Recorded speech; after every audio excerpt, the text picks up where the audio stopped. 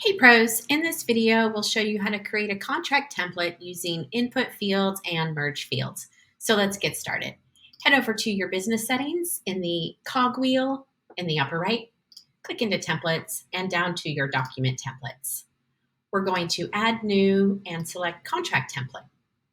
Be sure to give this a name so you can find this easily when you are looking for your templates when sending to your leads.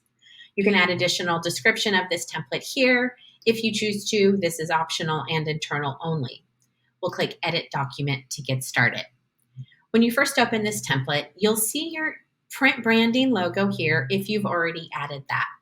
You'll also see your default signer and counter signature here, but you can add more later. To add items to the top, you've got text block initials, images, and page breaks.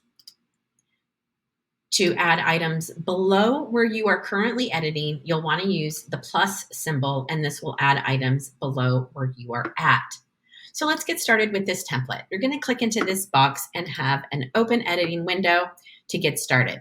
You'll want to have your contract template open in another tab so you can copy from that and paste directly into this edit window. These first sections you see here are where I'm going to apply some merge and input fields. Your input fields are fields for information that you do not have, and you'll be asking your clients or leads to fill that out for you, or you can give yourself an input field so you can enter data and customize contracts and proposals prior to sending. Your merge fields are for data that you do have. So this is for information that'll be in this leads record that you already have, and you want to merge this into the contract. Please note that you will see lead, client, and project merge fields.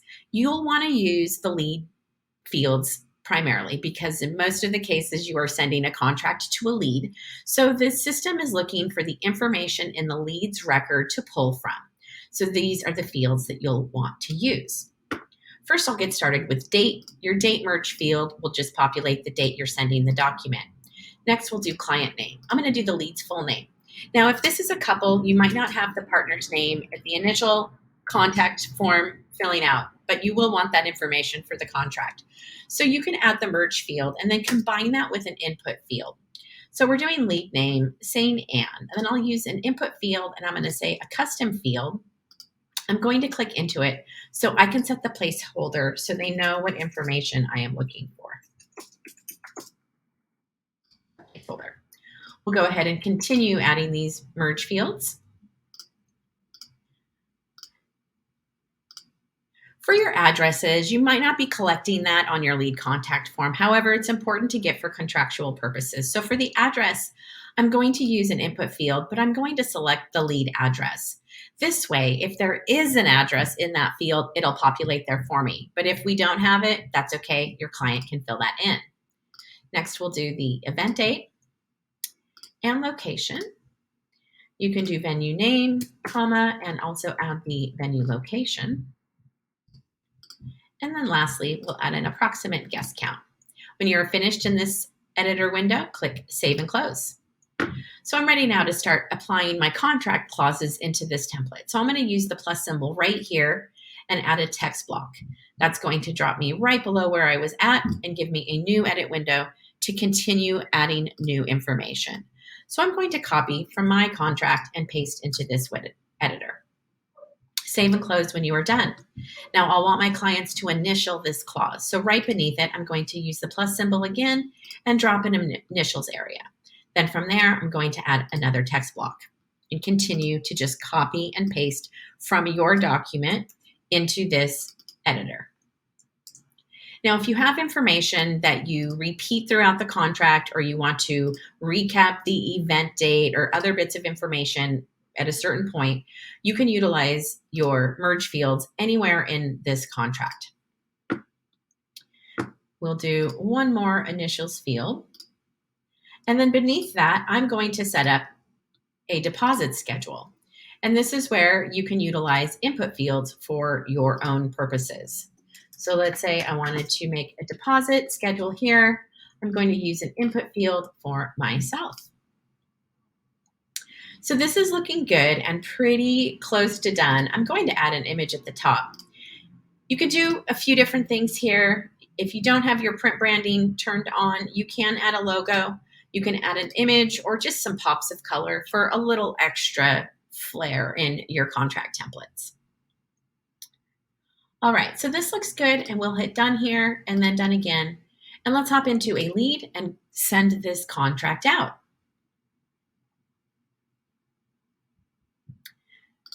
Clicking into a lead record, we'll scroll down to the bottom to our documents section to spin up this template. Pro tip, you have an auto response with every contact form, and if you have that turned on and a brochure attached to it, you will see that as the first document sent to this lead, and you can even see when they have viewed it. Using the plus symbol, let's find this full service contract. All right, so I am in this leads record. They're automatically assigned the signature spot down at the bottom of the contract. However, you can add additional signers to this by clicking Manage Signers and Add New. Their names will be added to the bottom. You can also change who should be countersigning this document if the person creating it is not the person who should be countersigning it. You'll see here that this is ready to go, but this is a field down at the bottom here that as a planner, you will want to fill in with your own customized information. So there is that. Now to merge these fields, go up to the gold action arrow and click Merge Fields. You'll see all this information has now populated into this contract. To send this contract, go back over to the gold button and click Send.